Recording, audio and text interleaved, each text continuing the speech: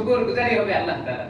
কৃপণতা করি এখনো মানুষের মন, দিল, অন্তর, জবান কৃপণতায় ভরপুর, এত নিয়ামত পাওয়ার পরে। এজন্য শুকরগুজারি কার ভাই? আল্লাহ। জবান খুলে বলি আলহামদুলিল্লাহ। আল্লাহ বেশি খুশি হবে, বেশি খুশি হবে বান্দা নিয়ামত পাওয়ার পরে আমার শুকরগুজারি করে। কত রকমের নিয়ামত আল্লাহ তাআলা দিয়েছেন।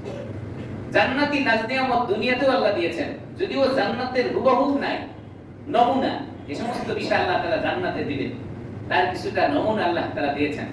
অনুভব করি তো বুঝে আসে না। হ্যাঁ, যারা বুঝেছেন এটা মূল্যায়ন করেন।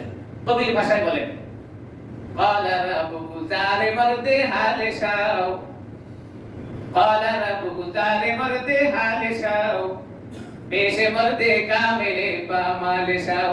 আপনি যদি এই বিষয়গুলো ভালো করে জেনে আপনার জীবনে আমলে নিয়ে আসতে চান, তাহলে যারা এই সম্পর্কে আমলে নিয়ে এসে আল্লাহ তাআলাকে পেয়েছেন তাদের সান্নিধ্য লাভ করা দরকার, তাদের কাছে যাতায়াত করা দরকার। কিন্তু আমার সময় নাই।